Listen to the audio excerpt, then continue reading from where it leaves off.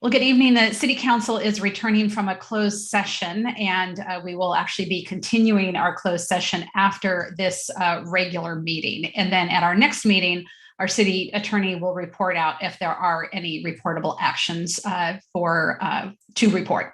So with that, we will call to order the regular session of the City Council of Atascadero, this meeting of November 9th. And I will ask myself to lead us in the pledge to the flag. Please join me. I pledge allegiance to the flag of the United States of America and to the republic for which it stands, one nation under God, indivisible, with liberty and justice for all. Thank you. Roll call, please. Councilmember Borbo. Here. Councilmember Dares. Here. Councilmember Funk. Here. Mayor Pro Tem Newsom is absent, and Councilmember Moreno. Mayor Moreno is here. I'm sorry, Mayor Moreno. Awesome. Well, if you are watching or listening to the City Council meeting tonight, we welcome you. If you would like to speak during the time that is set aside for community forum or during public comment on any of the agenda items, please call 805-460. No, that's my phone number. Let's not do that. That won't get you anywhere. 805-538-2888. Again, that's 805-538-2888 to provide public comment via phone. And if you're on the webinar this evening, you can simply press the raise hand button and we will call on you to give public comment. Can I get a motion to approve the agenda? Also move. I'll second. We have a motion by Councilmember Borbo and a second by Councilmember Funk, and we will waive the reading in full of all ordinances appearing on this agenda, and the titles of the ordinances will be read aloud by the city clerk at the first reading after the motion and before the council votes. Roll call, please. Councilmember Borbo. Yes. Councilmember Funk. Yes. Councilmember Dares. Yes. Mayor Moreno. Yes, ma'am. Motion passes. Thank you. We have no presentations this evening, and we'll move on to our consent calendar. Items on the consent calendar are considered to be routine and non-controversial in nature and can be approved in one motion. And unless there's somebody on the council or in the public who is wishing to pull an item, which then we're happy to discuss those items. So I'll look to my colleagues to see if there's anyone wishing to pull an item. I'm not seeing any. I will go to those of you in the webinar. Anybody wishing to comment or pull an item on the consent calendar, go ahead and raise your hand. Or if you're on the phone, you could press *9. I'm not seeing any, so I will go ahead and close that. And I will ask if I've got a motion on the consent agenda. Move to approve the consent calendar. I'll second. We have a motion by Councilmember Dares, second by Councilmember Funk. Roll call, please. Councilmember Dares. Yes. Councilmember Funk. Yes. Councilmember Borbo. Yes. Mayor Moreno. Yes, ma'am. Motion passes. Thank you. And we have our updates from the city manager, which will be given by our deputy city manager, Terry Banish, this evening. Welcome. Thank you, Mayor Moreno and City Council. Thanks for having me. I'm going to share my screen really quick. And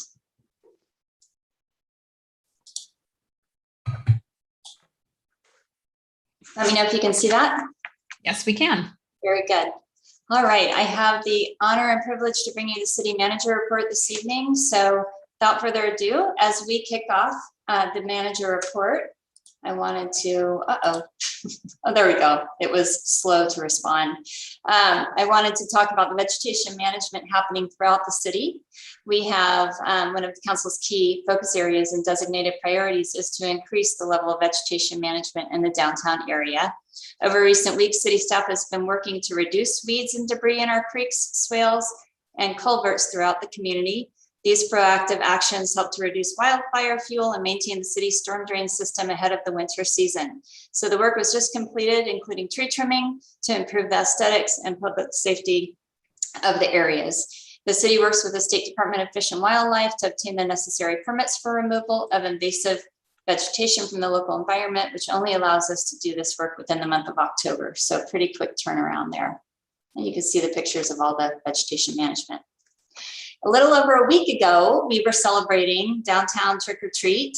our annual event that's held on Entrada, and what a hit it was. We want to give a big shout out to the Downtown Business Improvement District for presenting this favorite Halloween tradition this year, and especially to Roxy Bragg of Indigo Clothing for taking the lead on coordinating all of the festivities. There's a lot of children, families, they all came out to enjoy the Model A fire truck, as well as the bounce house, and of course the costume contest, and plenty of volunteers on hand and businesses working hard to restock the candy bowls. I think there's a couple runs to Smart and Final.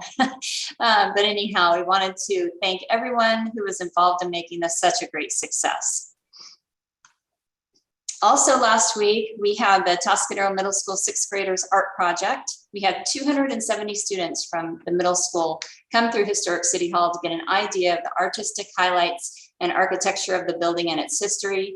The students will be visiting us periodically through early December. You'll see them out on the lawn in Sunken Gardens in front of City Hall making their drawings, and that kind of gives you some pictures of what they've already done.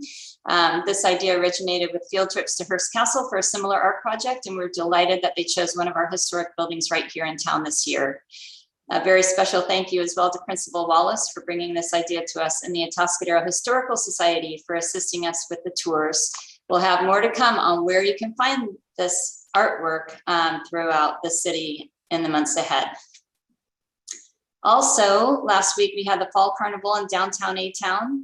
We had the city teamed up, the Atascadero student body. We celebrated the grand opening of the new event space across from Sunken Gardens next to La Plaza with the Fall Carnival to showcase how great this new area is and all the ways it can be used with the electricity and the lighting.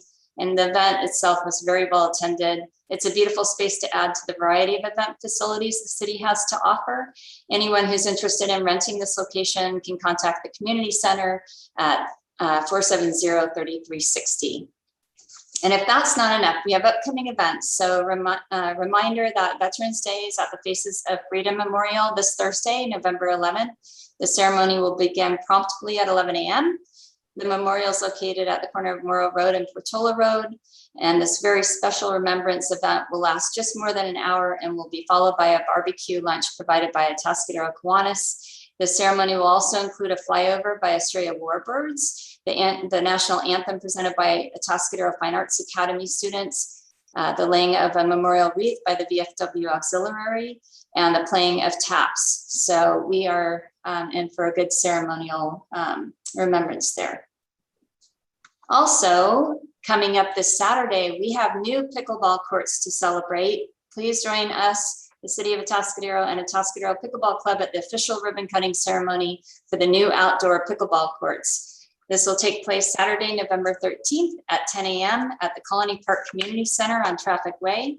The Atascadero Pickleball Club will host light refreshments, a raffle with great prizes, and a demonstration of how to play the game. So come prepared to do that. Also this Saturday, once you play pickleball and you go celebrate the grand opening of the courts, now you can go and get your shopping on with the Holiday Boutique. It's going to kick off our holiday season where you can start to fill your gift shopping needs at the Pavilion on the Lake, November 13th from 10 a.m. to 3 p.m. Over 50 vendors will be on hand for this one-day craft show where all items are handmade. It's an opportunity to get a head start on your holiday shopping or buy something special just for you. So definitely plan for that. In the week ahead, we have our brand new inaugural Atascadero Fall Festival. That will be a 3-day fun-filled event, free admission, located here at our Sunken Gardens in City Hall. It'll be November 19th through the 21st, and we'll have carnival rides, games, plus over 30 bands on 2 stages, including reggae legend Pada Bantan headlining Saturday night. Friday night we'll kick off with Beer Market Riot, and Sunday we'll have Sound House. So there's a lot of plans for that. There'll be 40 street vendors, food trucks, local craft beer that will be available throughout the location of Sunken Gardens. And don't forget to get on the Ferris wheel that will be located right in front of Historic City Hall. The Atascadero Fall Festival supports the Friends of the Charles Paddock Zoo. So we hope to see you out there for that. And vendors and volunteers. So we are looking for both vendors and volunteers for Winter Wonderland and Tamale Festival. For all of that event information that we showed you this evening, go to visitatascadero.com. If you're interested in volunteering or being a vendor, email us at info@visitatascadero.com. And one final item, we have the Atascadero Historical Society is dedicating a memorial walk pathway on November 19th, located at the Colony House by the creek and the Colony Museum Park area near the Chamber of Commerce. The dedication will be at 3:30 p.m. on the 19th. So there you go. There's our city manager report for this evening. And let me know if you have any questions. Thank you so much, Terry. A lot going on, and we appreciate all your efforts and the team that you work with. So thank you. Any questions for Terry? All right. Thank you.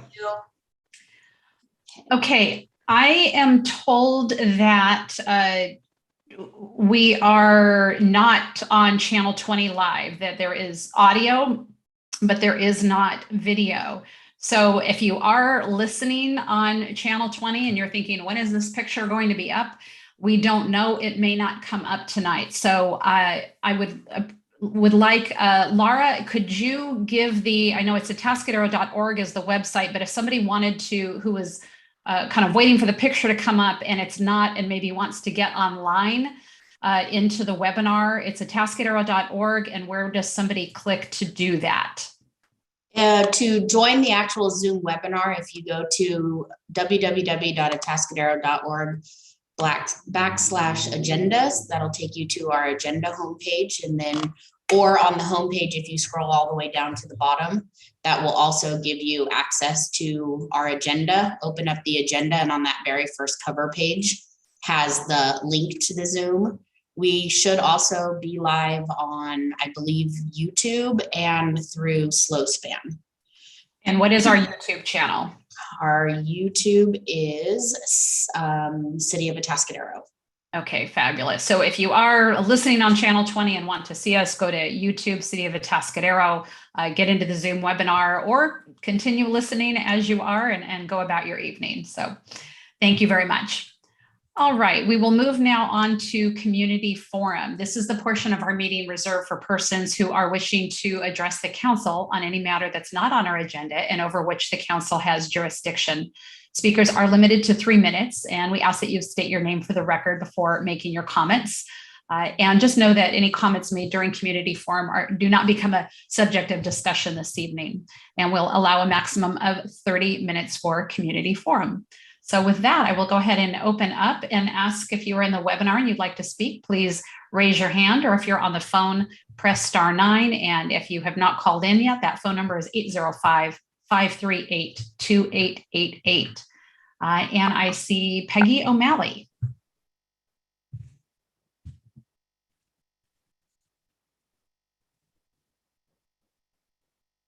Now can you hear me? Yes, we can. Okay, I unmuted. Good evening, Mayor Moreno and Atascadero City Council. My name is Peggy O'Malley, and I am grateful to be a lifetime resident of Atascadero. When my husband Tom served on the council, he often told me, everyone has a passion and everyone has a right to have that passion heard. Tonight, I'm here to speak a few minutes on my passion, the safety and well-being of children. Excuse me. I would like to thank you for joining many cities across the nation in proclaiming November to be Family Court Awareness Month. Our personal experience is outside of California. I wish I didn't understand the need for reform in this area, but unfortunately, the dysfunction of family court has deeply affected my own family for over 10 years. This is a system that is often more likely to accept a well-spun lie than actual evidence of the truth. This results in healthy parents losing custody and children losing their right to a safe, secure childhood. In the worst case scenarios, children lose their lives at the hand of an abusive parent during or after divorce. Since 2008, 811 children have lost their lives, 72% by fathers, 16% by mothers, 3% by stepmothers. And these are just the recorded cases in the US. The proclamation is asking that judges and other court professionals be educated on research related to adverse childhood experience outcomes of child custody when there are allegations of abuse, and confronting high conflict personality disorders. This is a very basic request of professionals that daily make decisions affecting our children. In the words of Tina Swithin, founder of One Mom's Battle, when we leave abusive relationships, we are applauded and told to be brave, but we unknowingly walk into new avenues of abuse, post-separation abuse, and the family court system. To further educate yourself, please check out www.familycourtawarenessmonth.com.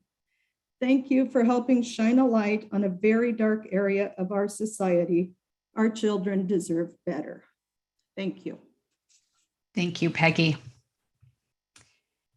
And I do see another hand on the phone, Luke, for public comment for community forum. Yes, we have Wendy Lewis on the line.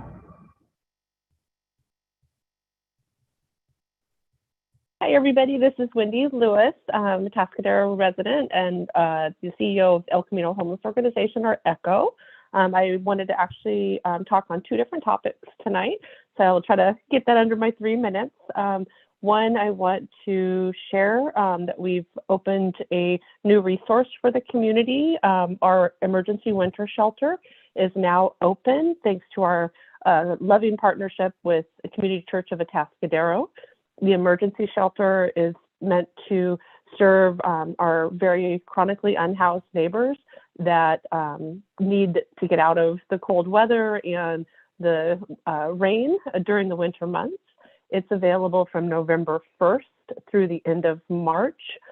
We transitioned the warming shelter last year and took that over as TFS needed to phase out. And instead of doing it just weather-based, we decided to do it nightly to be able to make the connections with the clients to help them be ready for additional services that are available at ECHO Atascadero. Last year's winter emergency shelter was very successful, and we were able to help 18 people transition into the ECHO program, and many of them were housed and continue to be housed to this day. Anybody seeking those services needs to come to ECHO Atascadero, and during our dinner program, when they get to have a warm meal, and then there's a short intake process, and then they, once they're added to the list, they can go to the Community Church of Atascadero, which opens at 7 o'clock. Information will be on our website very soon, and just thanking all the people who are helping make that possible. On the second topic is, as we've expanded our programs, fundraising and funds are needed now more than ever, and excited to share about our third annual Turkey Trot, which is the North County Turkey Trot, held at the Atascadero, beautiful Atascadero Lake. We start at the bandstand. Registration is at 8:30 Thanksgiving morning. It's a great way to get your family out, get some exercise, and help give back to a great cause that's doing amazing work and helping our unhoused neighbors get back into housing.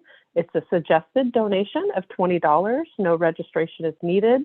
We're encouraging people to dress up, bring your dogs in costumes. We're going to have a few contests or prizes for the cutest outfits, and just it's a really feel-good way to start your Thanksgiving and know that you started it off by giving thanks and helping someone else who might not be as fortunate.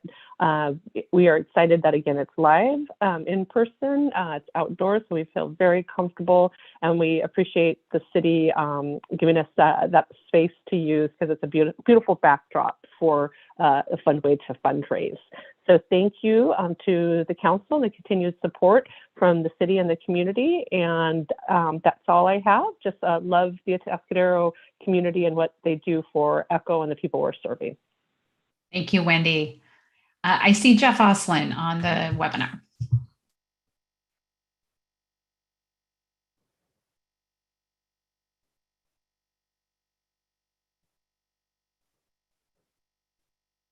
Jeff, it looks like you're muted. Sorry about that. Technical difficulties. It still doesn't change. Good evening, Council. Jeff Oslin, resident business owner, City of Atascadero. I want to follow up for starters on Wendy's program and what she does. It's a wonderful thing, especially the warming center. And if any of these folks can be helped and put into a better program with services, it is even better because that puts people back into a productive member of society. So again, Echo and Wendy and the warming shelter, thank you very much. To continue on this positive note, my wife Kate and I were out to dinner last week, and we stumbled upon Dead Oak Brewery that was serving dinner. I will tell you, we've had the best dinner we have had in the city of Atascadero in my lifetime last week. We also will tell you that that dinner definitely rivals any restaurant in Paso Robles. So in the last couple weeks, we've noticed the activity going on in Atascadero, and it's phenomenal. You have the Dead Oak Brewery, which seems to be kicking butt. You have Ancient Owl, which is a phenomenal beer garden. We have the Poison Apple that has recently opened. What a great establishment that is in our downtown as well. On the other side of town, we have the Escape Room, which has wonderful food and fun escape stuff. So it's definitely happening in Atascadero. And there's no need to travel outside of Atascadero any longer now that we have nightlife and daylight going on. I've driven by on Saturday afternoon this week when I got off work at Glenn's. I couldn't believe the activity going on in the downtown. We have made phenomenal progress, and I wanted our council to definitely see that from a resident and business owner that we have turned the corner. Thank you. Thank you, Jeff. And let's see, anyone else who would like to speak at community forum, simply raise your hand or press *9 if you're on the phone. All right, I don't see any, so we will go ahead and close public comment and bring it back to council. So first, I want to thank Peggy O'Malley for sharing with us just so openly and personally the situation that they've been going through. And she did mention we've done a proclamation here in November as being Family Court Awareness Month, and have sent that to the One Mom's Battle and the Family Court Awareness Month Committee. So thank you very much for bringing that awareness to us, because if you're not in that position, you just don't know. And thank you to Wendy for that news, and also Mr. Oslin. Yes, downtown is looking fantastic. I saw our city attorney. Yeah. Yeah. Under the new rules under the Brown Act for AB 361, when you have a specific time period for public comment, you need to leave it open for that time period. So you're certainly able now to move on to other business because no one has indicated that they wish to make a public comment on a non-agenda item. But if somebody should, I made a note that the public comment opened at 6:14, so it would close at 6:44. And the reason I'm going through this is if someone should raise their hand between now and 6:44 and say they wanted to make a comment, then you should request that they hold the comment until you finish whatever the item is that you started, and then allow them to make their comment. All right. Thank you for keeping us on the straight and narrow here. All right, so it continues to be open, and I guess we then, let me ask Mr. Pierrick, do we keep it open and then officially close it at 6:44, or do we close it but reopen it if someone comes up between now and then? My answer to that is that it will close at 6:44. If someone should speak up or raise their hand before 6:44 and say that, and you acknowledge them and they say they wanted to make a comment, then you try to work it into your schedule appropriately. You don't need to at 6:44 stop the meeting and say you're closing public comment. All right, so public comment will close at 6:44, and if someone raises their hand between now and then, got it. All right, thank you very much. So now we have no public hearings this evening. We will move on to our first management report, which is on the Integrated Waste Management Authority. And this is a resolution to remain a member of the agency and amendments also to the Joint Powers Agreement and the MOU. So this will be our Deputy City Manager, Ms. Laura Christensen.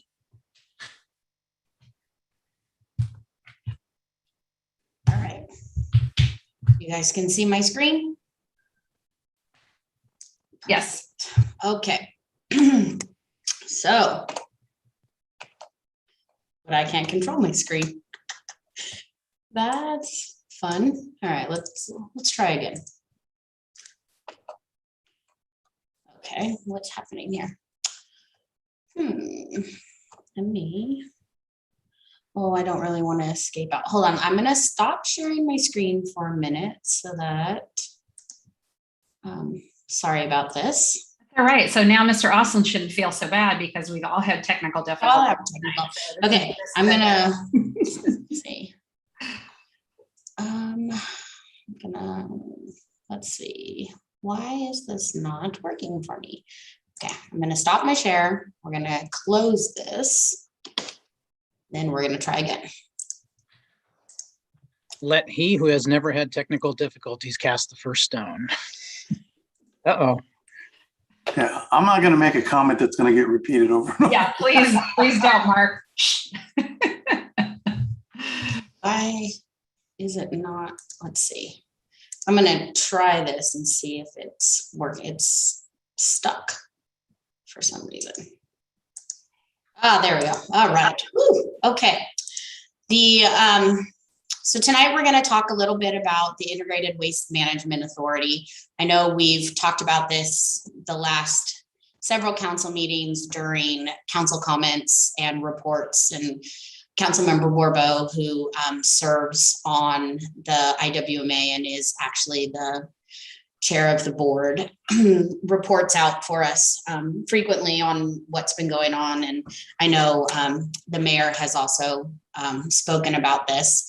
And so I'll just give a little history of the IWMA, and then we'll go into the JPA amendment and the MOA amendment.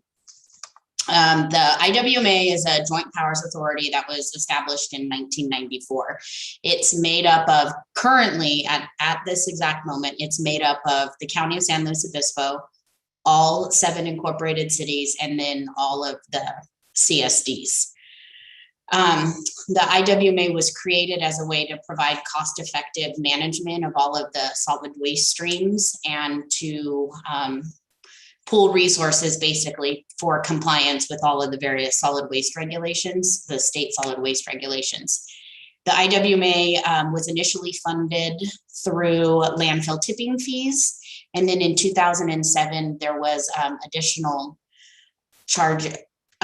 funding fees that were established that runs through the contract waste haulers through the member agencies. Where this has all sort of come about is several years ago, Senate Bill 1383 was passed, which becomes effective January 1st, 2022. And it really is the most significant change to solid waste regulations in 30 years. So while it just sounds like a number that's out there, it's been a huge change to basically how business is being done, what requirements are in terms of solid waste, how solid waste and recycling is handled. And it focuses on organic waste and most predominantly on food waste, and working on diversion of that food waste to reduce methane gas emissions. And so in the passage of SB 1383 and the bill that came before that, AB 1826, which also dealt with organic waste diversion, the IWMA began looking at ways to assist member agencies with compliance. So they've been looking at ways to help with organic collection, with businesses, with residents, edible food recovery, education and outreach, contamination monitoring. There's record keeping and reporting requirements. There's requirements for procurement of diverted organic waste. There's enforcement requirements for those who are not in compliance with the regulations. And it requires both jurisdictions and their haulers to change a lot of the way that business has been done. And the IWMA has been working the last well over a year, but the last year since the regulations actually finally came out from CalRecycle regarding this, has really been working the last year to help jurisdictions with compliance. So they've spent a lot of time helping with new ordinances that jurisdictions will need to pass, with franchise agreement amendments, all of that stuff IWMA has been assisting with.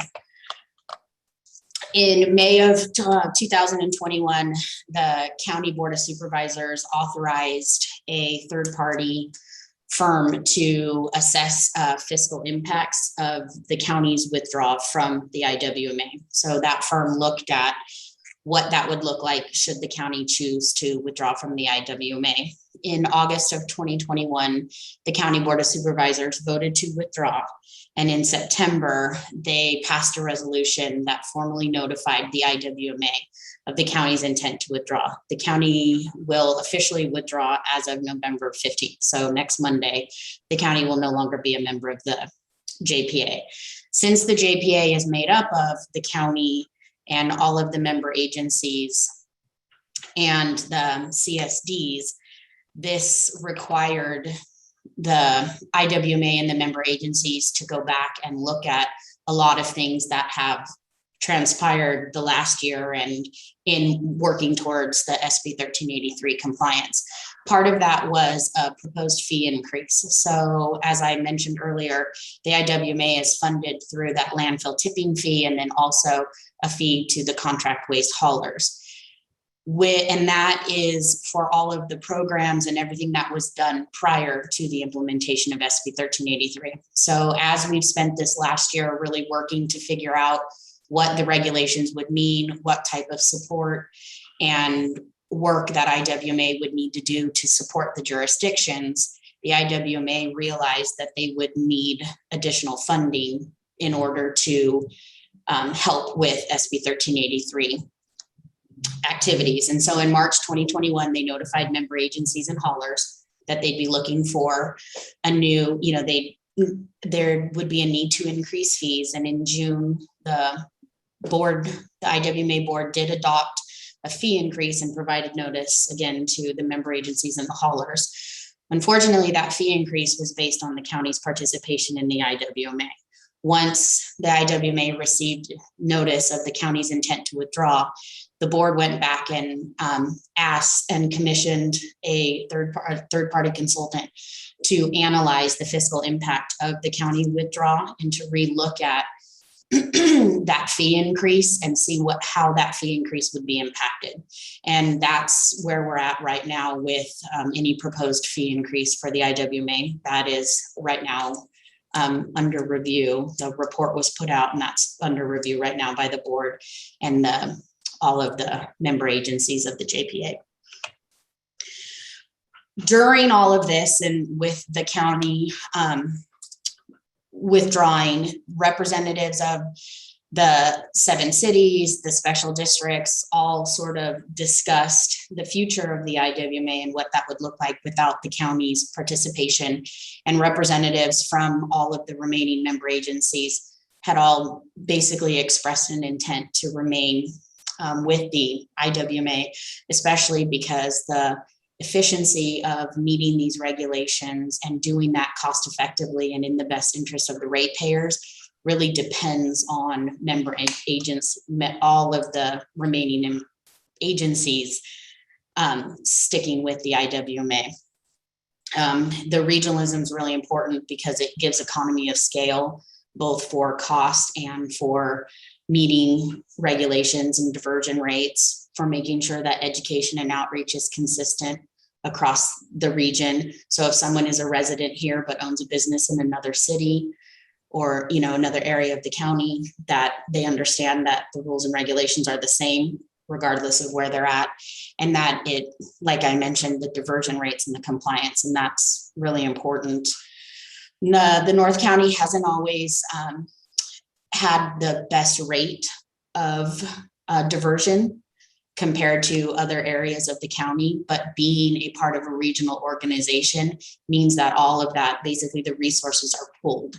And so when Cal Recycle is looking at the diversion rate, because we are a JPA made up of the entire county, they look at that in terms of meeting those rates and, you know, being in compliance with state regulations. And so where one person's good and maybe another one is not, that all kind of pulls together, and they look at it as a uniform agency rather than at each individual jurisdiction, which helps. SB 1383, a little bit different. They'll be looking at jurisdictions individually. But again, having something like the IWMA, which is out there doing this day-to-day implementation, out there doing a lot of this compliance, also again pulls it, because they have the ability to know what's happening across the county. So, excuse me, I'm going too fast. So in the county's withdrawal and everybody, you know, talking about what that would mean for the future of the IWMA, the cities came together and were talking about the best way to move forward. And part of that was to put forward a resolution of participation, since they are and maybe I should back up a little bit. The cities are members that create the JPA. There is a memorandum of agreement that the CSDs are part of, that the special districts are part of. So while the special districts are part of the IWMA, they aren't part of the JPA. So there's a bit difference there. So the 7 cities sort of came together and kind of talked about what would be the best way to move forward. And the idea was to put forth a resolution of participation. Paso Robles was the first one to do this and sort of drafted it up. And there was discussion about, let me go to that, about putting some conditions in that would address some of the issues that came up during the county withdrawal. And as SB 1383 compliance has been moving forward and working through that to some of these proposed conditions. And so what was talked about and what other jurisdictions have put in their resolutions that they've taken forward. So far, 5 of the 7 jurisdictions have taken resolutions forward. They've asked that a provision be added in the JPA that clearly and directly limits the IWMA's ability to adopt, impose, or implement any rule, regulation, policy, or ordinance in excess of state requirements. So basically keeping what the JPA does to state regulations, to begin recruitment and diligently pursuing the hiring of a permanent executive director, to hire a third-party firm with solid waste management expertise to analyze fees and staffing structures and sort of look at the services that are being offered, and, you know, to make sure that they are within the state solid waste regulations so that they're not above and beyond what state requirements are. And that if there are any potential cost saving measures, that could go back to the board to evaluate in light of increased fees coming now for SB 1383. Are there other areas where some funding can be basically switched or saved? And then another one that's there is that ensuring that the adopted rules, regulations, policies. So what the IWMA puts forward are flexible, and they are the most cost effective and minimize financial, operational, logistical impacts to businesses and residents while staying within state compliance. So an example would be with SB 1383. SB 1383 talks about waste requirements and they call it a 3-bin requirement, where you have a bin for solid waste, you have a bin for recycling, and then you have a bin for organics, which is green waste and food waste. And that, those 3 bins are now required of any generator. So anyone who creates trash is now required to have those 3 bins. The regulations allow for certain types of waivers, though.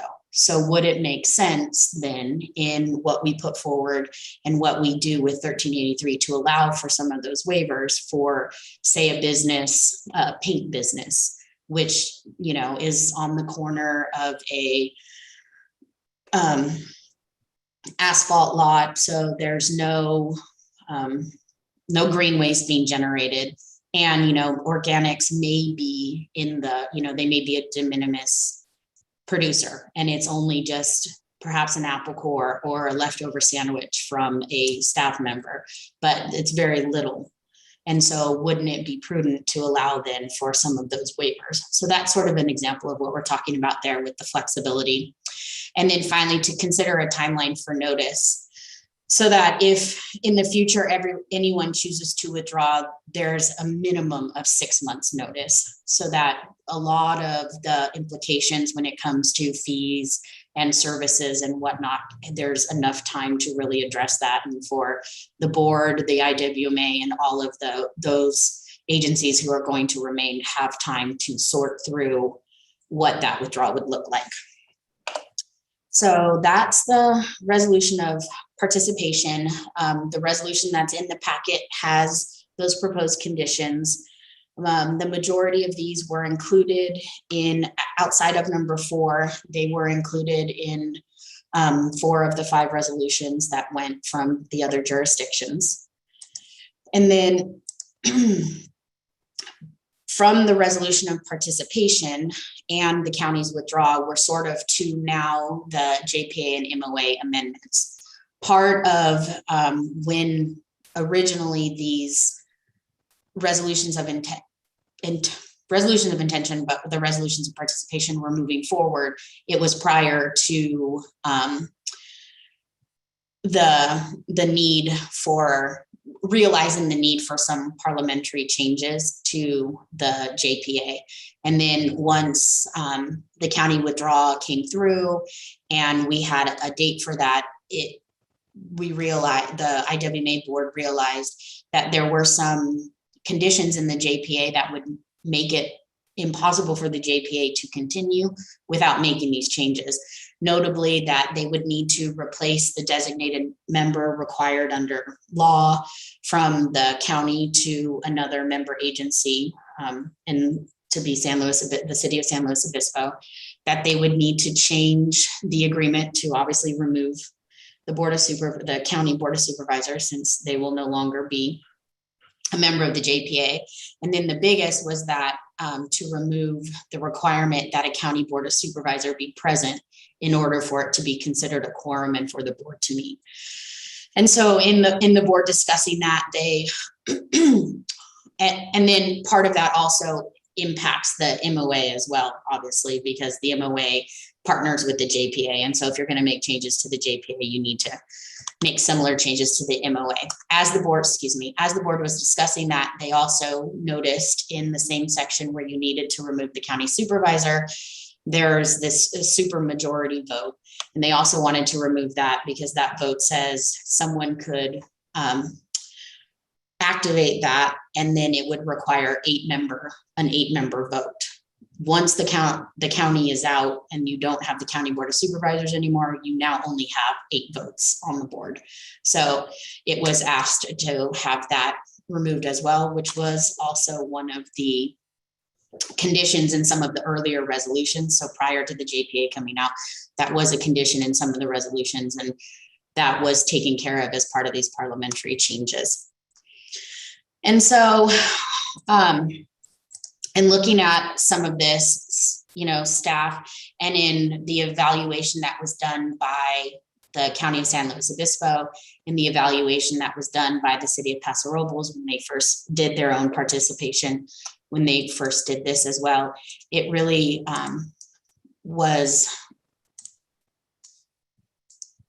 prudent for members to stay in the, I mean, you know, not just in the economy of scale of having regulations met and doing that, but really in in the benefit to ratepayers. You know, when they did the analysis, when the county did the analysis, it was, I think, $1.9 to $2 million would be the cost of the county to run a solid waste compliance program on their own. When Paso Robles did theirs, and they, you know, sort of ran some numbers quickly, they looked at the need to hire 3 full-time equivalent positions and, you know, everything that goes with that and running the programs, where their cost estimate was somewhere in the range of $740,000 annually.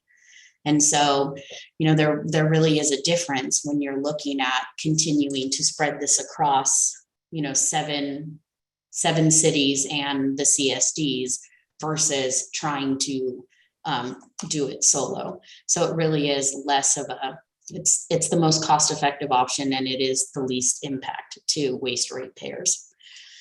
And so recommendations are to adopt a draft resolution to remain a member agency of the San Luis Obispo County IWMA, provided those conditions we spoke about, which those are options for you. We've built them into the resolution, but we can talk about them, that certain conditions are satisfied, and to adopt a draft resolution authorizing execution of the IWMA Joint Powers Agreement Amendment number 2 and the related Memorandum of Agreement Amendment number 1.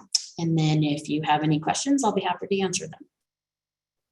Thank you, Laura. And if you could go back maybe to the recommendations, just to have those in front of us.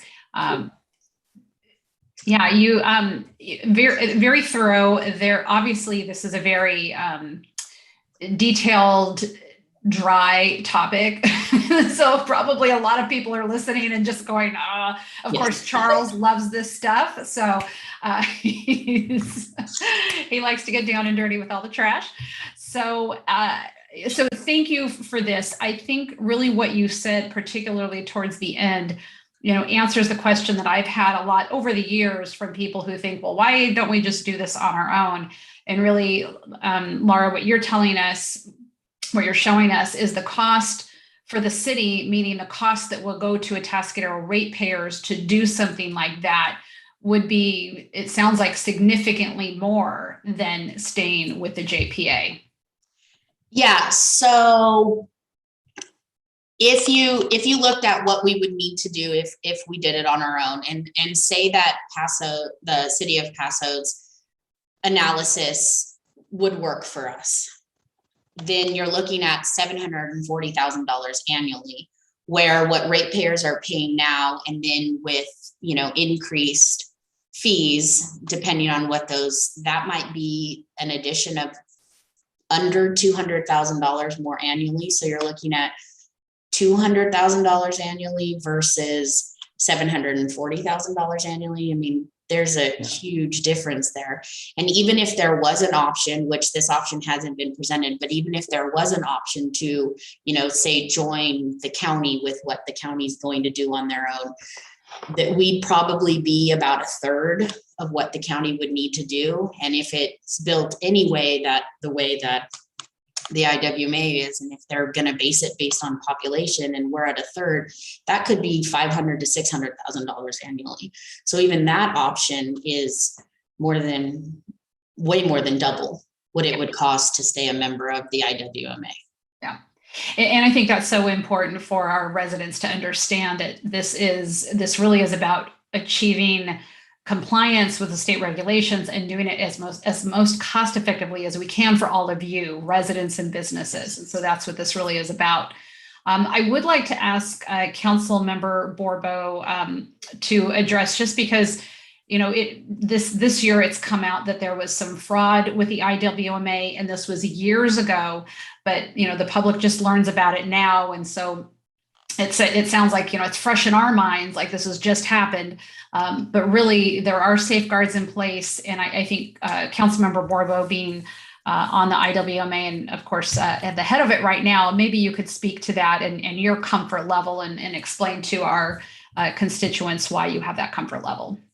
Sure, thanks. Thank you, Mayor. And I think you made an excellent point about the time frame in which these things occurred versus when they became general public knowledge.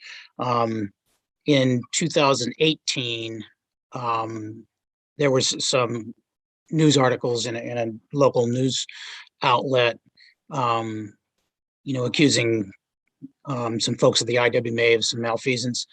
And the district attorney's office began an investigation into that and took basically 3 years. So while, and ironically it happened, I think my first meeting is when a couple of employees resigned from the IWMA. And so the DA, it took 3 years to go through this investigation because they're very busy, and this wasn't their highest priority in life. But they completed a report. They did actually charge one former employee with basically credit card fraud, misusing the credit card that belonged to the IWMA for personal purchases. And they then issued this report here, which is publicly released. It's been posted to the IWMA website. We want to be very, clear and open about that. And it addressed basically a whole bunch of other issues, addressing allegations that were made. In the report, it identified several things that the county auditor controller had recommended that the IWMA do, actions they take. And those were taken back in 2018, 19, and 20 to address these matters internally. And so, those have all been addressed. There were 2 that were still in progress, but were being addressed. Another thing, so the DA, as the DA noted in their report, if anybody wants to read it, actions have been taken to address all of those procedural shortcomings that allowed this kind of credit card fraud to take place. We also, one of the things we do very clearly is every month, every credit card purchase and every purchase is listed right in the board agenda packet for every board member and every member of the public to look at and review. So that's an important thing about that in particular. And so, I'm very confident that, that's certainly not the case now. And a lot of people, I would want to clarify, the IWMA is a very small organization. This is not some big bureaucracy with some ingrained cultural behavior or something. It has been as few as 3 employees. It was 4 employees prior to 2018. We had hired some additional folks to help implement 1383. Right now it's at 5 employees. We're down an executive director, as Laura noted in the report. And tomorrow's agenda will address hiring, we're bringing on board a recruiting firm to hire an executive director. That's something that city managers had requested, that we do so immediately or as soon as possible. But it's a very small organization, very small number of people. And as I said, it's not as if there's an ingrained culture. There's only 1 employee who was even there before 2018. The only members of the current board that were even there when this malfeasance occurred were Supervisors Gibson, Arnold, Vashon, Compton, and one current city rep. So you have, and of course the county will be leaving. You have a board basically of almost all new people since 2018. You basically have a new staff. You have a whole new set of procedures that were put in place as this stuff came to light. So I have every confidence that while there's a lot of work to be done, that nobody's committing malfeasance. Yeah, it sounds like the internal controls and the oversight are in place, and you and others are feeling confident in that. So thank you for sharing that. I know that's something that's been out there, and we need to be completely transparent and open and let the public know what has happened, what we've done to remedy that and to move forward. So thank you. I would encourage anybody who's curious, read, go to the IWMA website and read the DA's report. Yeah. Thank you, Charles. So given the recommendations we have before us, what council questions do we have on any of these things that we're going to be voting on tonight? Councilmember Funk. Thank you. I have a brief comment and just a few questions.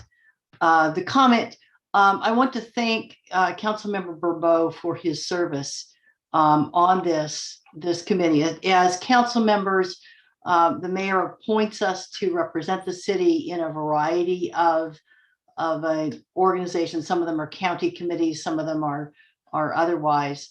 And this is often thankless work, particularly when things are difficult, as IWA's experience has been.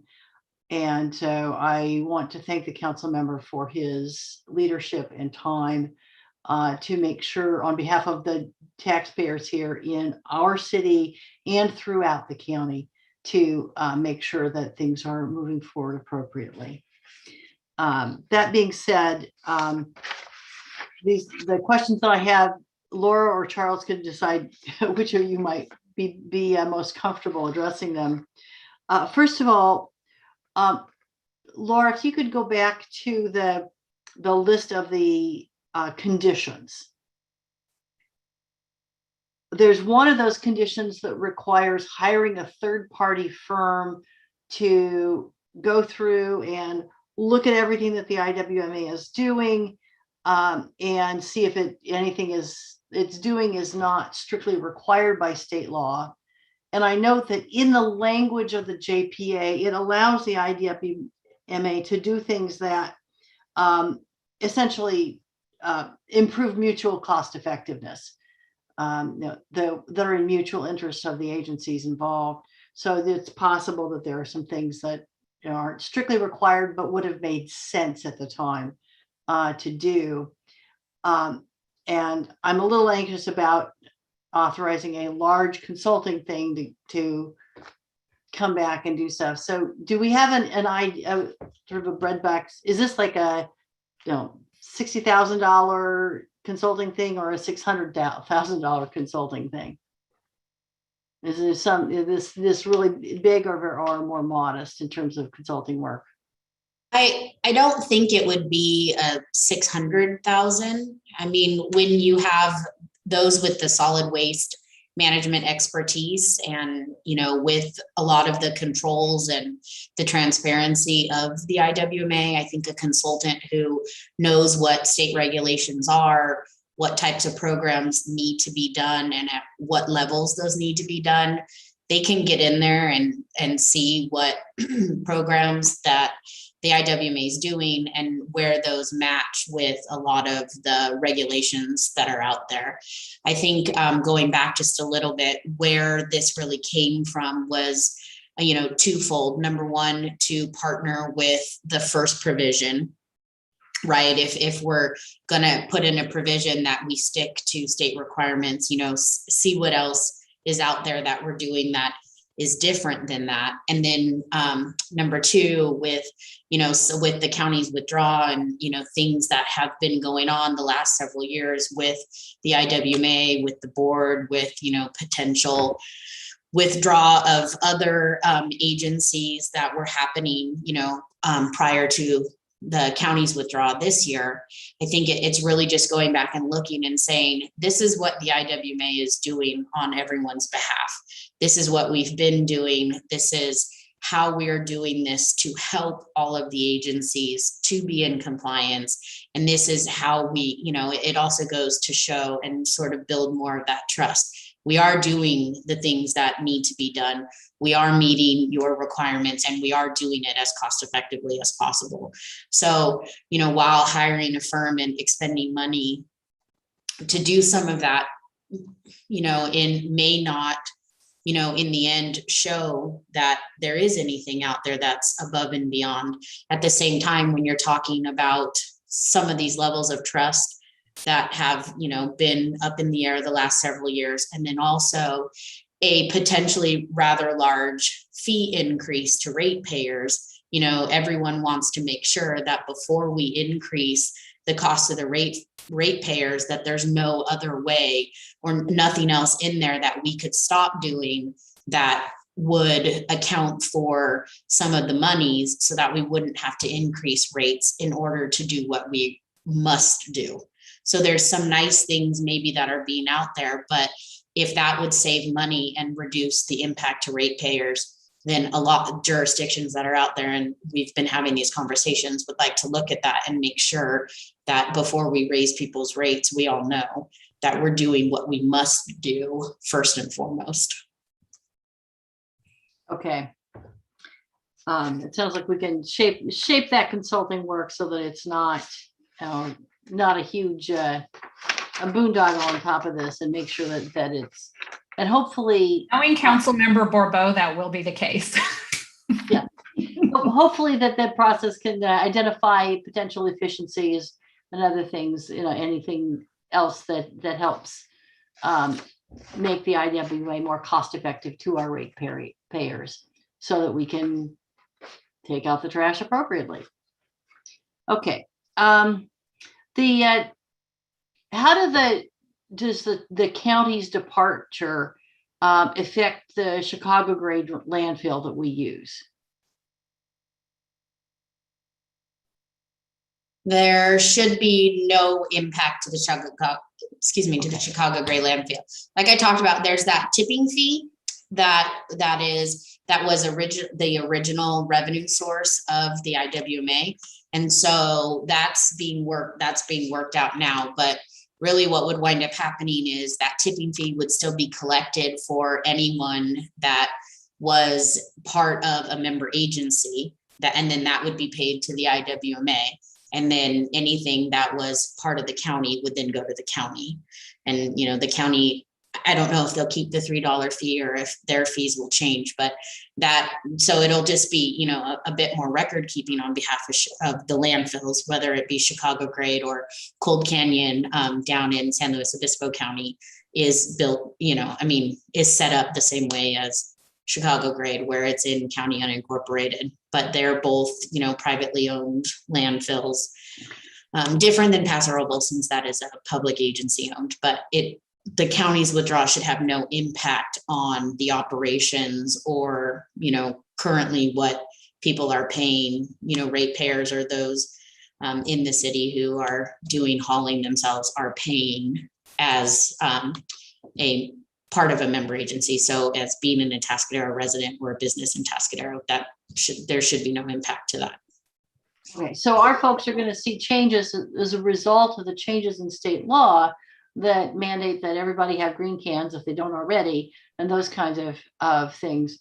But we'll not be seeing any really obvious changes as a result of the changes in the structure of the IWMA and the county pulling out of it. No, a ratepayer won't.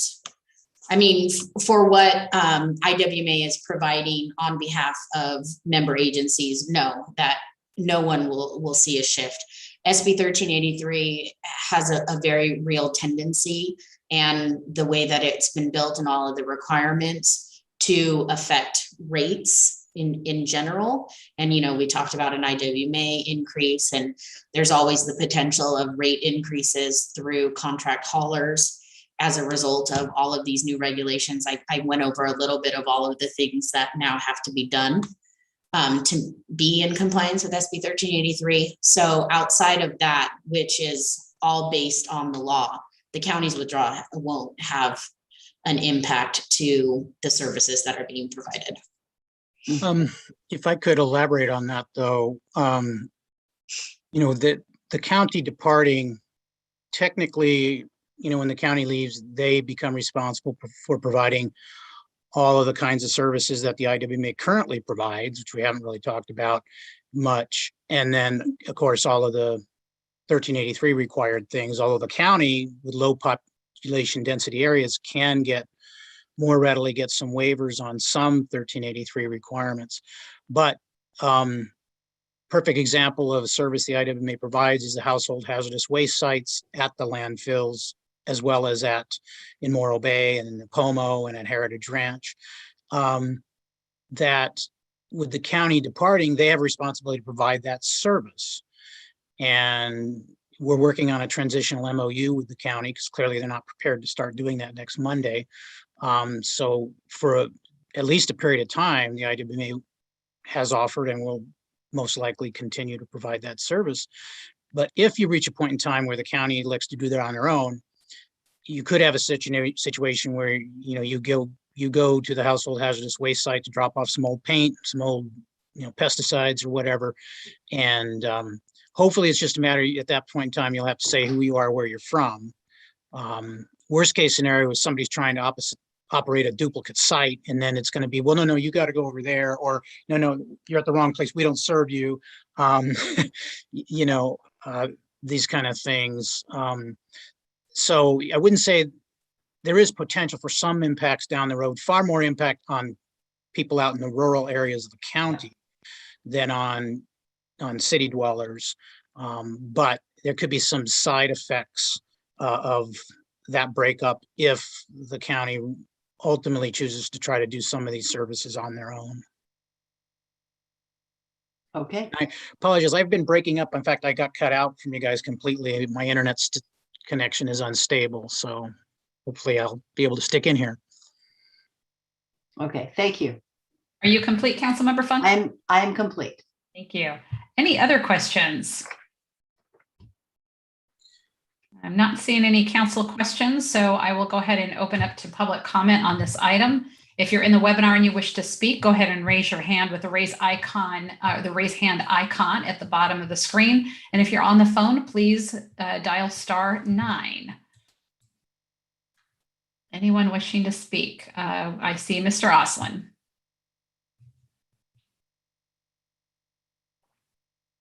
Good evening, council. Once again, Jeff Oslin, resident business owner of the city of Atascadero. I have a few comments regarding the IWMA. Councilman Barbeau and I have had a few conversations regarding the IWMA. And unfortunately, I think the county pulling out at this late date might be a mistake. They should have pulled out 3 years ago or corrected the action of the IWMA. I have a lot of concerns going forward with the city of Atascadero staying within the JPA and IWMA. In this resolution, as long as we're making sure that they will not be doing regulatory on their own, unless it is a state mandate, then I would be in favor of this resolution. The problem with IWMA is they branched out on their own a few years ago and started making rules which they were not set up to do. The second thing that really concerns me is their lack of education. They were set up to know what's coming down the pipe, know the regulations that are going in play from the state, and educate the public. So I'm putting it to Atascadero. We are the city, we are the residents and business owners, and I do not feel that they do a very good job in educating our residents of our city, and they need to do a much better job of this. With SB 1383, there's a lot of concerns. Laura did mention a couple of things like exemptions possibly for the paint store downtown, but a lot of our stores downtown should not have to have green bins because we have 10 trees on a block and now they're all required. We have to really think how those exemptions are going to play out and how we can get those waivers through. Also, educating the public on what can be recycled, what goes in the trash, what goes in the green bin. I'm sorry, they've done a horrible job. And I know I'm going to run out of time on this, so I'm hoping I get a few extra seconds. But if you get a McDonald's cup, it is a fully compostable cup for coffee. Does that go in the green bin now? Does that go in recycling? Does that go in the trash? That stuff should be covered and it should be well known. You have plastics. Our county is not set up to take all the plastics. Does it all go in recycling? Then they sort it and then weigh it for diversion rates? Or are we only allowed to put plastic number 2 and number 4 in the recycling bin? These are my concerns with the IWMA's lack of education. And I hope our city and our council makes it absolutely clear that these things need to be in place and that we are serious about them doing their job correctly. I think Charles does a great job in representing the city of Atascadero, but they need to do a better job as a whole on their staff in terms of educating us. And lastly, a great example of that, and I can use our mayor as an example, shredded paper through your paper shredder. Where's that go? I leave you at that. Thank you. Thank you, Mr. Osling. Anyone else wishing to speak, please raise your hand or press *9 if you're on the phone right now. Last call. All right, I'm not seeing anyone. Luke, I'm not seeing the phone. So is there nobody on the phone wishing to speak? Correct. Okay, thank you. We'll go ahead and close public comment and bring it back to council. Mr.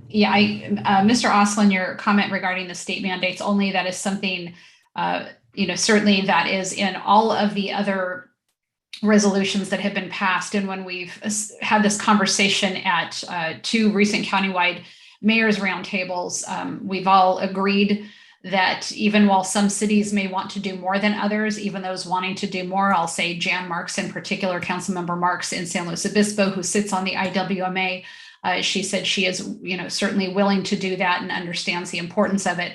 So I feel confident that moving forward, they will do that. They will do what they say, particularly that it is in the resolution of all of the other cities right now. I think Morro Bay didn't put anything in theirs, but I'm not sure why.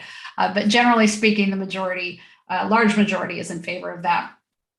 With regards to waivers and exemptions, that's part of our number 4 in there, wanting to make sure that we allow for the utmost flexibility. And I know Councilmember Bourbeau is definitely in that vein and will be advocating for that. When it comes to the education and the recycling, and you're correct, the shredded paper, that used to be something that was something that was recycled, and then suddenly I learned at a council meeting it's not, and I should stop doing that. I think you all remember, you were probably there. Yeah. There's certainly there were things on the green bin to show us what can and can't go in there. Cups don't go in, whether they're compostable or not. But as those things change and more things become compostable, I know that Assemblyman Cunningham has a bill. I can't remember if it's been passed or he's working on it. So many bills out there, but it was that recycle symbol that is on plastics and other things, that it's only allowed to be put on things that are actually recyclable, because it can just like pop up on anything and everybody thinks everything's recyclable and throw in the recycle bin. So at least as he said, truth in advertising. So I'm very glad that he's advocating that.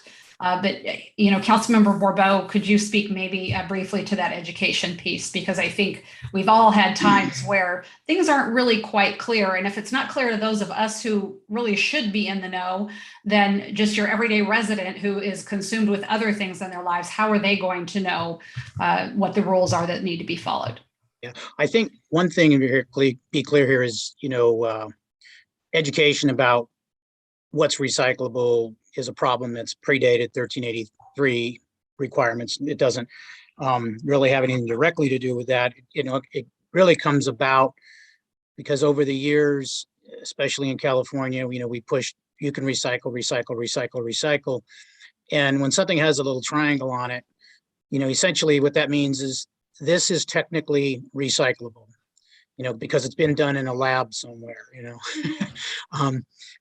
But the problem is, in the last, starting about 5 years ago, China stopped taking all of our stuff.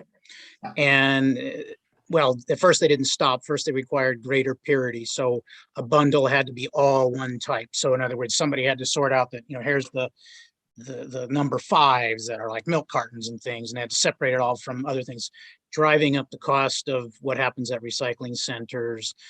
Then they just stopped taking most anything. And so you had a situation where our blue bins are sent to, it was in Templeton, they went from being able to sell certain items for money, and so it was relatively cheap per ton to give it to them, to they had to pay to get rid of it, or things became lacking in any value at all, or they literally had to pay to get rid of it. and an increasing amount of what you put in your blue bin ended up turning around on another truck, ending up the dump. So there's been a significant attempts at educating to that effect, but it's, it's not adequate. It's difficult to reach out to everybody. And, it's a constant battle. I mean, there's advertising done, there's occasional inserts with garbage bills as that has changed. One thing that has changed as a result of 1383 is you should be putting food waste in your green bin, with your branches and leaves, etc. They actually want that. They wanted that for composting. They wanted it in the composter digester that they have in San Luis Obispo. So, that is a change. But there were tons of flyers, I mean, by the thousands, tens of thousands, ironically on slick paper, that went out. Got to question that. So, I mean, there's a great deal of attempts at education, and, it's constantly, the website's constantly being updated, but it's a difficult thing to communicate with everybody constantly about, hey, what's recyclable, what's not. The IWMA has had a significant education program in terms of also school children. Right now, that had gone on hold as a result of the pandemic. And now the Cold Canyon landfill folks have wanted their room back and have taken the education center away. So no more field trips to there and to see the recycling facility there. That's a little unfortunate. And it's interesting because education program is one of those things that is not, at least not the size and complete substance of it, is not mandated by the state. It's one of those things where I would say the IWMA's program has actually been more than what's required. And it's not, mandating anything on anybody. So I don't think it would be precluded when we talk about only doing, not passing any ordinances over and above what's mandated by the state. But that's something we'll actually be looking at. We recently approved re-advertising our educational contract for the first time in 20 years. Because I don't like 20-year contracts. They weren't 20 years. It was awarded 20 years ago and has been renewed annually. That's something, that is something people have had concern about, and I think that's reasonable. Those things need to go out. I do want to back up a little bit on this, on the JPA amendment that we're discussing here tonight. As Laura noted, that was necessitated in order to enable us to have meetings without county supervisor present, et cetera. But so that was adopted and presented to the city to say, please ratify this before November 14th, before the county meets, so we can have meetings after November 15th. We and the IWMA board have also committed to that. We will do another set. We will sit down and review other possible amendments to the joint powers agreement, including these, at least addressing the kinds of things talked about here. First and foremost, inserting some language in there saying not going to adopt any ordinances that go beyond state mandates. That's kind of would be, item number one on the agenda. But at tomorrow's IWMA board meeting, I, as the board president, will bring forth appointing some folks to a committee, and assuming the board will approve that, we will have a committee that over the next 30 days will look at those subjects and other potential amendments to the JPA to try to address some of those concerns. And, so it isn't just these changes tonight. We will be addressing those concerns raised by the various cities. And as Laura noted, we've added an item here in this resolution that's not in the other cities. So, that'll get put on the table. And so, yeah, there'll be another JPA amendment coming back in the future. I would think that item that we added, that would pertain to a lot of other cities with downtowns where there's not, yards. Well, yeah, I think, Yeah. you have some things that are policy in the sense of, okay, how are we implementing 1383? This generates a lot of onerous requirements on businesses in particular. We want, and every city will be adopting an ordinance about implementing 1383. Within that, certainly in our ordinance, I suspect we will have language that we, the city, will be the approver of waivers, the final approver of waivers, so that if somebody on IWMA want to say no to a waiver, a business could come to us and say, hey, I really think I should get a waiver, and our staff could do that. Okay. Oh, so that's good to know. Yes, that doesn't have to be in the JPA. That's because these ordinances that are going to come forward in order for the cities to comply with 1383 will, as part of them, delegate some things to the IWMA to do so that the cities don't have to do it all themselves. Again, going back to the whole thing here is, as a city, you don't want to have to do all this stuff yourself. Right. Yeah. Neither the 1383 stuff or I think about 42 different things is the number I understand that the IWMA currently does. You as a city don't want to do that. You don't want to have to write your own integrated waste management plan, and you don't want to have to report all the time on all of these different programs that are out there. And a good illustration of this was when the Board of Supervisors discussed this on August 10th and decided that they would go down the path of the drawing. A member of the public said, well, you don't have to worry about all this like take back the paint or the light bulb stuff. The stores already do that.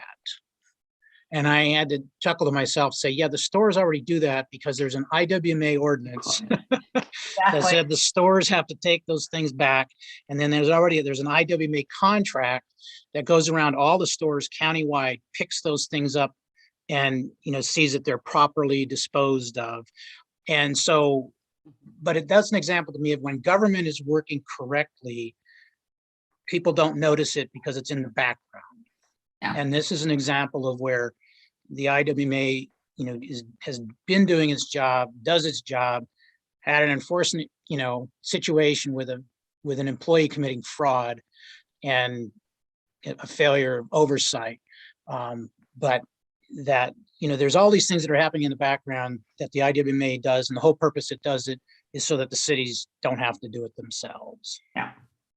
Nice. Well, thank you for that. I think with everything that we've been presented tonight, I'm confident in the conversations we've had with the countywide mayors, what you've shared with us, that the IWMA is committed to sitting down and taking those points seriously and integrating them in the ways that make sense. And clearly, in going through this whole JPA, there is a lot of outdated stuff that you'll probably be updating, but which we don't have to talk about tonight.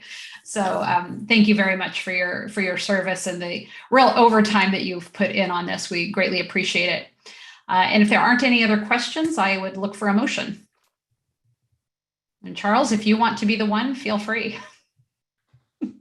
Get back to unmuting myself. Yeah, I would move that we adopt staff's recommendation to adopt the 2 draft resolutions indicated. I'll second. Motion by Councilmember Bourbeau and a second by Councilmember Funk. Roll call, please.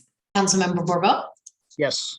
Councilmember Funk, Yes. Councilmember Dares, Yes. Mayor Moreno. Yes, ma'am. Motion passes. Thank you. We're on to our second management report, and that is the updated Atascadero Chamber of Commerce contract, and that will also be our Deputy City Manager, Laura Christensen.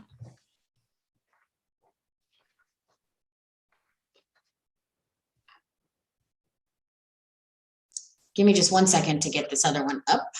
Sure thing. Am I still sharing my screen on the other one? No, we just see Okay, our faces, yeah. And Madam Mayor, did you want to close public comment now that the time for that has passed and no one else has been recognized? I don't know that we needed to close it. I think the comment was that we will close at 6:44 unless somebody, but thank you. Yeah.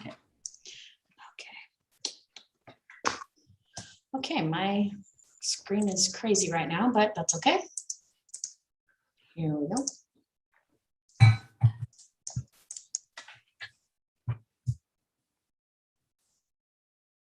Nope, let's share this one. Okay. We can see this about the Chamber of Commerce agreement. Yes. Awesome.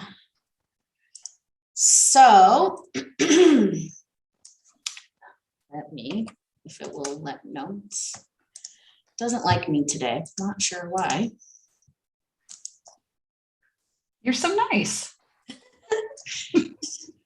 It's too much today. They don't want me to talk anymore. I don't blame you, PowerPoint. Okay. So what's before you today is the Chamber of Commerce agreement. It's been quite a while since we've looked at the Chamber of Commerce agreement. The current Chamber of Commerce agreement was put in place back in 1992, and it was to address publicity, advertising, you know, services that would really promote the advantages of the city and would, you know, help to promote business, industrial, and residential development. As you know, the years have gone on, and you know, kind of what we just saw in the last presentation, when you have a contract that's that old, requirements and terms become outdated and obsolete. And so back in around 2018, 2019, the city council really said, you know, let's sit down and look at this. Let's talk about what the chamber agreement looks like. Let's talk about what the services are. Let's talk about these terms and requirements, and, you know, let's see what we can make that, you know, is better suited to the city's needs, to the chamber's needs, and to really the needs of the community. And that sort of got started, and then there was just a series of unfortunate events with some changeover in personnel at the chamber, with COVID, with lots of things that happened that really shifted the focus. And so over the last year, as we've been able to kind of come back and get more into, you know, a semblance of a routine, the city manager and the chamber president started to look at, really talk about this stuff in depth, and review and negotiate a new contract. Part of the new agreement that's before you in your packet really clearly outlines objectives and outcomes, right? So it really talks about what the objective is for the dollars that the city will contribute to the chamber, and then how that's going to be realized. So it's really very clear that everybody knows what these tasks are going to look like, and that the contributions have changed. Prior, way back, you know, originally they were just built in on a adjustment based on the amount of revenue that came in from the city. And so it was this escalator that went into place that didn't really mirror to the services necessarily. It was just this annual escalator that happened all of the time. And so when looking at the new agreement, it was really like, okay, let's do what we do with all of our contracts. Let's look at a fixed rate, build in some of these CPI adjustments, and then really mirror it to these objectives and outcomes, so that, you know, you can really see where the dollars are going. This also, rather than, you know, a ongoing contract, also aligns more with what we do here in the city. So it's a initial 3-year term, and then it gives the option of an additional 2 1-year terms. And then that way, you know, the contract won't extend past 5 years, and it really allows us to go back and look at these terms and conditions that are in there, look at the objectives and outcomes, and really, you know, every several of years address that, talk about what we're doing and if those are still manageable, so that we don't get into a situation where we have something that's obsolete or outdated again. And what this contract actually does is it takes the scope of services and it breaks them into 5 separate sections. So you have your kind of general provisions. This is the purpose of the contract. Then you have your general services, you have your events and programs, you have your economic development support, and then you have your bridge work co-working space. And that's, you know, a new thing with the chamber over the last several years. And, you know, thank you, Mayor Moreno. And we now have a really cool new thing that our chamber's doing that, you know, is an important thing to build into the contract and talk about it. We can, let's see, we can go over a little bit. I didn't make a slide on them, but and maybe I think Josh Cross with the chamber is here as well. So maybe what I'll do is I'll do the recommendations and then we could bring Josh on and kind of go into, if you guys want to, more of the different levels of the tasks and sort of talk about those. So really with this new agreement, what our recommendation is for council to authorize the city manager to execute this new contract with the Atascadero Chamber of Commerce. And with that, I'll sort of leave it to questions and I can pull up the agreement if that would help, or look at the tasks or whatever you guys would like, I will make happen. Thank you. Thank you, Laura. Yes, I really appreciate what we're looking at here. There's a full contract in here, but the real beginning part is just sort of the boilerplate that goes into most contracts. What we're particularly, kind of looking at is, pages say 129 to 138. And just so the public knows, here it is. For each of the, general services and economic development, those areas, they've gone through and said, okay, here's a task, and under that task, there's an objective and an outcome.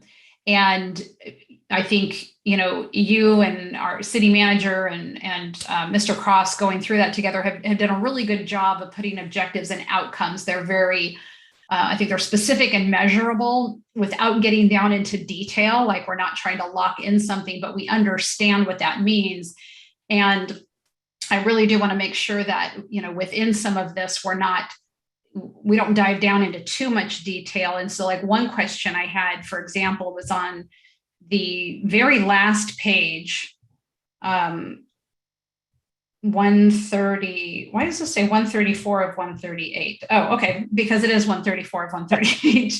D2, when we talk about, say, using targeted geofencing, I want us to be a little bit broader in things. So however we're going to achieve these objectives and like the objective and the outcome, I don't know that we want to zero in and say we've got to use this, because let's say, next year, that's not what you do. You do something else to better reach those types of companies or those areas. So I want to make sure that within this whole contract, we're not getting too detail oriented. But that being said, I usually let others go first, and I just went on speaking. So I'm going to stop and look to my colleagues. I got all excited when you say bridge works, and I'm off and running. So any questions from my colleagues to start? I'm just going to go from top to bottom. I'm going to say, look at Councilmember Darris.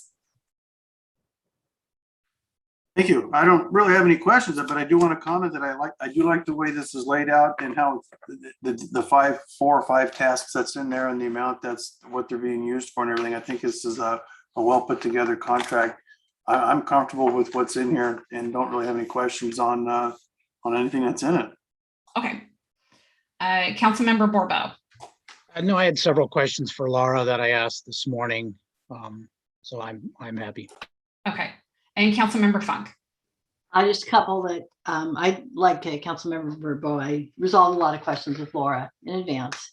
I want to comment, first of all, that to thank the staff and the chamber for working this out and coming up with a concrete set of measurable tasks and objectives. It alarmed me, as I'm sure it did other members when I came on council, to see that the one piece of the city budget that just went up and up and up as an escalator with taxes with no sort of constraint on it was the chamber contract. And as much as I deeply value the work of our chamber, that was the wrong form to have for a contract. And cities are vulnerable to having, that relationship with a city and a chamber get too close, and it invites corruption and other difficulties. So this is a good professionalized contract, and I'm very proud of our staff and proud of our chamber for working this out. A couple of things. Laura, you've got the list of tasks. If you could go up to see some of the events that the chamber is committing to do under the contract. Yeah, so we've got art, wine, and brew tours and business walks, the State of the North County and Talk in the Block, and the Wine Festival. I do note that one of the things that the chamber did in, pre-COVID, that I know was a strain on them were the organizing the Tuesday barbecues in the park. And so I just want to confirm that that is indeed not on this list, and check to see, are we still looking for a not-for-profit or somebody that would like to step up and organize that for the community?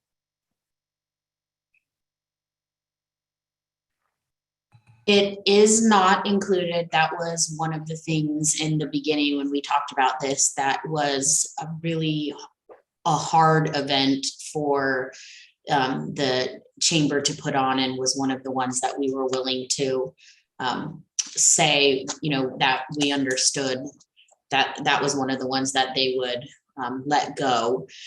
We haven't yet heard from another nonprofit out there willing to step up. So the hopes is that, as we, continue to come out of, the COVID pandemic, that the desire for that will come back, and that someone will step up and say that they want to take it on. So it's still out there in the hopes that someone will, but so far there hasn't been a nonprofit who has capacity to take on that type of event. Sure. And that would also depend on the adults, on the Elks Club being willing to continue to cook. Exactly. Yes. Very tasty work. Okay. And then in the in item on page 120 of our packets, on item 4B of the chamber contract, there's a clause there which turns any changes to this contract, any additional services, into something that works like a construction change order, where if they want to add services that are going to cost more than that the city's going to pay, then the city manager has to sign off on it in writing first, or the city manager designate. And so I wanted to check and see what's the dollar limit, or that for the city manager to approve that kind of a thing. And then I have a follow-up question. Sure. So based on our purchasing policy, the city manager can approve a change order up to 25% of the contract amount. So about $30,000. I can't imagine a contract like this and something that, involves the chamber and that type of stuff, that you would ever see something of that volume, or, of that cost be done that wouldn't come before the council. While it's still within the purchasing policy, I just don't see that would ever be something that we wouldn't want everyone to know and participate in, especially because, like we've said, we've really built this in to be very clear about the objectives and the outcomes. And, if we're going to add new stuff in there or new services from the chamber, we'd want to make sure that that was something that the council and the public knew as well. Great. And then the follow-up, the chamber has a variety of functions that it does as a chamber, and not all of them are on this list. So the chamber, I just want to make sure that the chamber is free to do whatever it is that the chamber wants to do that's within the purview of their organization. And they don't have to come running to the city manager for permission, as long as they're not expecting the city to pay for it. Is that correct? Exactly. Yeah. This is just built in for the dollars that the city is going to be giving the chamber. The chamber has its own, revenue sources, and they do their services with those sources. Okay. Very good. Thank you. All right, seeing no other questions, let's go ahead and go to public comment. If you're on the phone, you press *9, or raise your hand if you're on the webinar. And I would ask Mr. Cross if he might like to come on first. And while we do limit to 3 minutes, we'll give you a little bit of extra time if you need it. You kind of see everything that we've gone through. And if there's something else you'd like us to know, please feel free to let us know that. So Mr. Cross. Good evening, good evening, Mayor and council members. It's a pleasure to be here, and it's a pleasure to not be talking about trash. Yes. Let's see. Thank you for thoroughly reviewing and considering our contract. We have certainly poured a lot of time and energy into the objectives and outcomes and making this a real working contract, something that is a benefit to the city and to the entire community of Atascadero. We also remain flexible. If there are words such as geofencing that need to be swapped out with something a little bit different, we are happy and willing to make those types of changes. And I stand by here and am happy to make those changes as necessary. So thank you again. Thank you very much, Mr. Cross. And I see Mr. Oslin that would like to speak.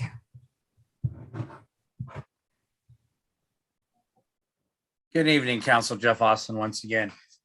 I remember sitting through strategic planning with everybody, and one of the top priorities was definitely economic development.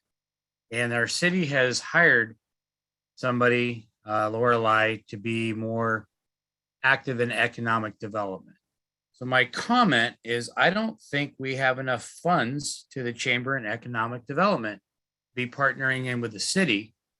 And I would be recommending 40,000 instead of 30,000 be going to the Chamber over the next 3 years, if that's really a priority. Everything else looks fantastic. And then the other thing I would also comment on is Tuesday in the Park.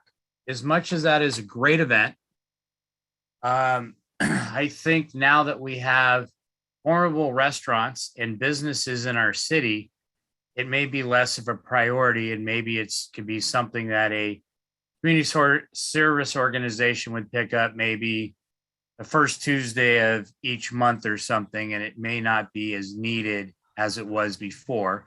And the band shell on Saturday night has been packed in the future, especially this year and pre-COVID.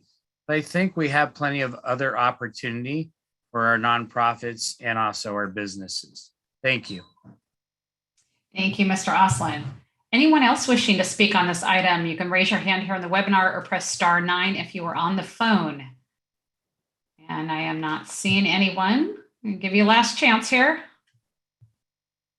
No? All right, we will go ahead and close public comment and bring that back to council. So yeah, Mr. Oslin's comment regarding, not enough in economic development funds. I think it was something that, the chamber and the city worked together to decide what was going to be done, putting those funds to it. And so I think that, it's been agreed on both sides what would be needed for those particular activities. And I feel certain that should we need to expand that in the future, that is something, of course, that can be revisited. So I have no doubt that can occur. So Laura, I would go back on that one piece, page 130. Oh, let's see, which 134. I want to change that simply because I don't want it to be so detailed that we're expecting them to do targeted geofencing if that isn't what the thing is to do next year. Like, it could be different things. So just something that doesn't tie them into this is exactly what they have to do. Councilmember Borbo. Well, you just add the words "such as" in front of geofencing. Well, it says using targeted geofencing. So I think it needs to be using, outreach, marketing outreach, such as targeted geofencing. And exactly. And Laura, I think you might have some wording. We had talked about this when we went over it. Could you share what that might look like? Sure. I think we could change it to just say using targeted trackable marketing, and I'm not sure if we want to be specific to social media ads, or if you just want to say using targeted trackable marketing, a series of ads, or, ads will be placed to capture interest. That will make it as broad as we need in order to, within the next 5 years, as, technology rapidly changes. If other things come up, it gives them the option to move to other things. They're not stuck to geofencing. They're not stuck to social media ads. As long as it's targeted and trackable, it gives that flexibility to them. I like that. Councilmember Funk, I saw you raising your hand. Sure. I was just going to suggest that we insert in that sentence using strategies such as targeted geofencing. And then I think that you can eliminate the rest of the sentence. Yeah, so maybe Laura, your sentence, and then as Councilmember Funk said, add on, using strategies such as the targeted geofencing, then it's, gives an example of it would be fine. Are council members good with that? Thumbs up? But none? Okay, good. All right. Anything else, or could we look for a motion?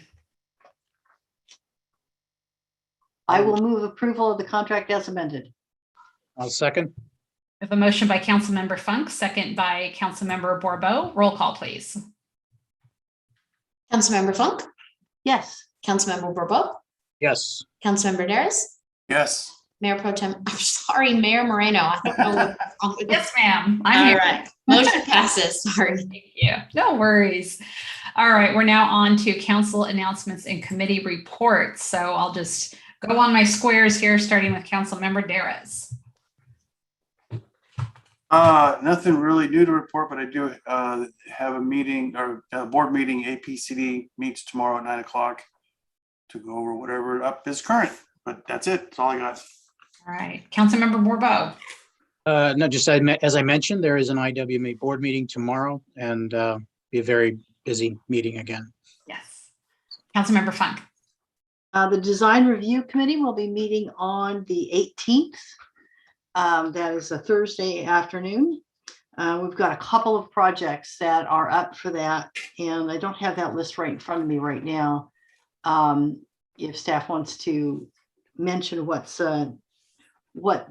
those two projects are that are coming up. The Atascadero Groundwater Basin Sustainability Agency, I'm getting faster at saying that, met, and we have received comments on, or we've had the whole groundwater sustainability plan for the basin open for comment. Since our basin is relatively stable, the work it takes to protect it is not particularly controversial. Staff has reviewed the thing as was presented to council and did not feel a need to place additional comments in there. It will remain open for additional public comments, and we will be meeting on January 19th to give it the formal complete approval. So, and interested parties should, look into that and nerd out on the particulars that are available on the website to make sure that we're protecting our basin appropriately. And then the Home Services Oversight Council is planning to be meeting, will be meeting upcoming on a routine basis, and then also we'll be picking up a meeting in December with the date that's currently being arranged in order to meet some of the approval deadlines to get things moved along with new grant making opportunities. So there will be something special there. All right, thank you. Let's see, I had a Regional Transit Authority meeting last week. The bus maintenance facility is coming along. We're going to do a sort of a groundbreaking with it, if you will, next, well, not next month, January. I'm already getting ahead in January, so it's exciting to see that coming along. RTA is having a challenge with keeping employees. We've currently got 5 full-time and 7 part-time unfilled positions. So certainly if you know of anybody, particularly drivers, they are needed. I'll have a countywide mayor's meeting next Friday. So with that, we will move on to individual determinations or actions.